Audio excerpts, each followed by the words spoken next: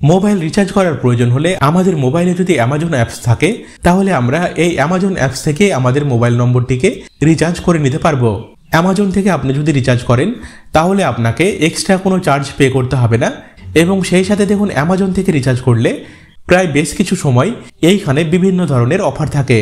বর্তমানে দেখুন অফার দেওয়া আছে মোবাইল রিচার্জ এবং বিল পেমেন্ট করলে আপ টু 35 টাকা পর্যন্ত আমরা ছাড় পাবো।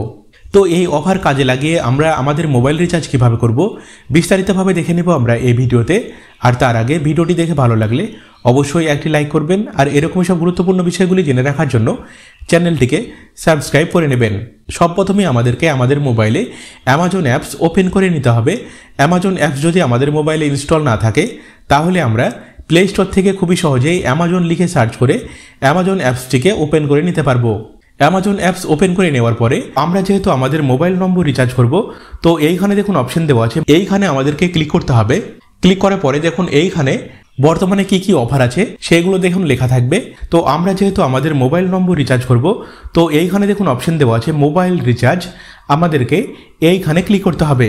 ক্লিক করার পরে দেখুন লেখা উঠেছে mobile recharge enter 10 digit mobile নম্বর। তো এইখানে আমাদের মোবাইল নম্বরটিকে সঠিকভাবে এন্টার করতে হবে। মোবাইল নম্বর এন্টার করে নেওয়ার পরে আমাদের যে কোম্পানির সিম সেটা দেখুন এইখানে শো হবে।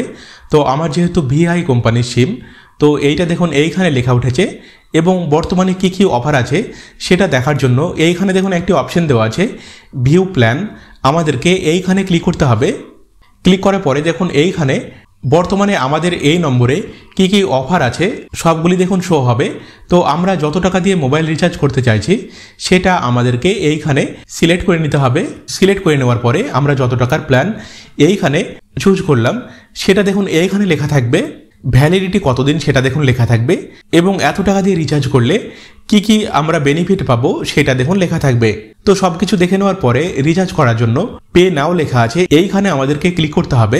ক্লিক করার পরে আমরা কিভাবে পেমেন্ট করব সেটা দেখুন এইখানে অপশনগুলি শো হবে। তো আমরা আমাদের কাছে যদি এটিএম কার্ড থাকে বা নেট ব্যাংকিং থাকে বা ইউপিআই যে কোনো একটি অপশনের মাধ্যমে আমরা পেমেন্ট করতে পারবো। তো এইখানে আমি আমার এটিএম কার্ডের মাধ্যমে পেমেন্ট করব।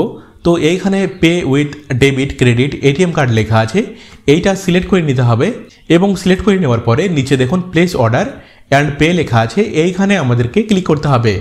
দেখুন আমাদের রেজিস্টার মোবাইলে একটি ওটিপি আসবে, ওটিপি দেখে নিয়ে এইখানে এন্টার ওয়ান টাইম পাসওয়ার্ড লেখা আছে, এইখানে ওটিপি সঠিকভাবে এন্টার করতে হবে এবং নিচের দিকে দেখুন অপশন দেওয়া আছে মেক পেমেন্ট, এইখানে আমাদেরকে ক্লিক করতে হবে।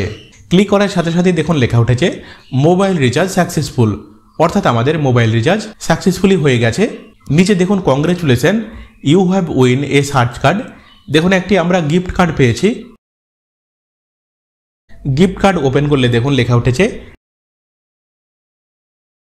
গেট আপ টু ₹25 ব্যাক, অর্থাৎ 25 টাকার আমরা একটি Amazon pay UPI coupon voucher পেয়েছি।